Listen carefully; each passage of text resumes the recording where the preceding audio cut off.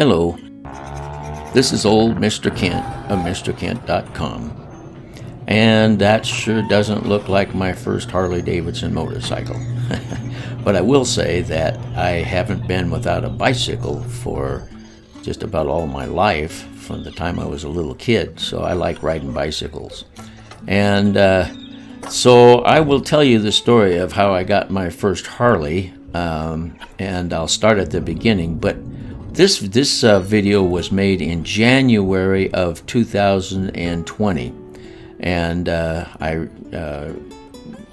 rode my bike out to where my son at that time was considering buying a piece of property, which he now owns, and where he has invited my wife and I to move out into our fifth wheel out there.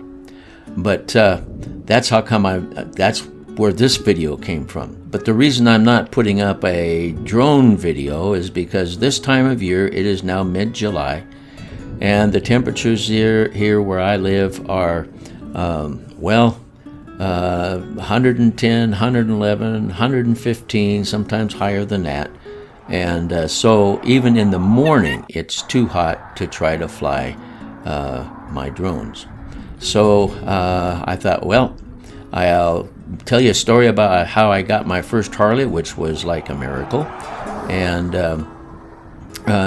maybe you'll be interested. By the way, my wife can't watch this because there's so much head movement from my hat camera that it makes her upset stomach.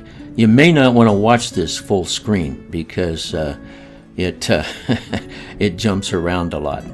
All right. Excuse me. So let's get started. When I was 6 years old, for Christmas, I got my first bicycle.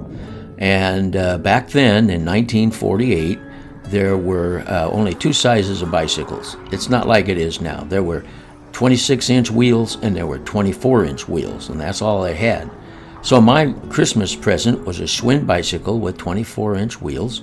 And of course, I couldn't reach the pedals because, well, I've always been short anyway. And so what my dad did was he took off the seat and rolled up a bath towel around the bars and taped it up so I could sit on the bath towel and barely reach the pedals. And so that's how I started riding my first bicycle. And of course, I'll add another little story in here. I was just barely able to reach the pedals, and my sister could ride her bike, and we lived on Cemetery Road, 6 miles out east of Renton, Washington. Some of you may be familiar with that area. And back then it was all wooded, and the road was straight, but there was hills up and down, up and down. And so my sister was going to ride her bike to see her friend, and I wanted to go along, and of course she didn't. I don't think she wanted me to go, but she didn't say anything. So anyway, I followed as much as I could. I got down and up the first hill, but when we got to one of the steeper hills, she could ride her bike all the way up the hill, but I couldn't, so I had to push my bike up the hill. And so when I finally got to the top, she wouldn't wait for me, and I was upset, and I could just see that she was going over the top and down the next hill. And I was mad. Ooh, was I ever mad. So I got on my bicycle and turned around and went down that steep hill as fast as I could. Well, some lady came driving over the hill, same direction as I was going back home, and at the bottom of the hill she saw this little boy laying in the road with a bicycle, and she thought somebody had run me over. Well, as it turned out, I hit a chuck hole or something, and I was knocked out, and I crashed so hard on that bicycle that day that it was 2 weeks before they could put a spoon in my mouth without it hurting. So anyway, that's all. Oh, by the way, this intersection right here, in one of my recent videos, I talked about the roads being blocked, and this intersection here had a big hole in the middle of it, and so they were having a hard time getting it fixed. And even right now, that intersection isn't fixed. They were laying sewer pipe, and somebody really blew it, because they're working feverishly to figure out how to get the sewage out of the bottom of the hole or something, because they always got one of those pump trucks. Anyway, so where was I? Oh, okay. So I always had a bicycle. In fact, here's a picture of a bicycle I made for a guy that was handicapped, and took two bicycles and welded them together and got that bicycle put together for him. And anyway, so when I was in college, after my first year of college, I wanted to buy.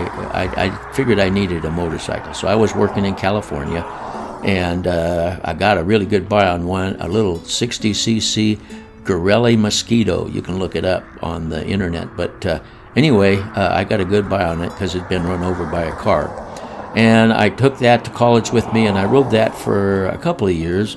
And then I got married, and I had my first son, and I remember carrying him out of the hospital, and I said to myself, I got to get rid of that motorcycle. I don't want to kill myself and leave this kid without a dad. So I gave that motorcycle to my little brother. And as time went by, I wanted to get myself some kind of a truck or pickup or something, and there was a guy selling a 1941 Ford pickup for $85, and I thought, okay, I'll go check it out. And of course, I bought it.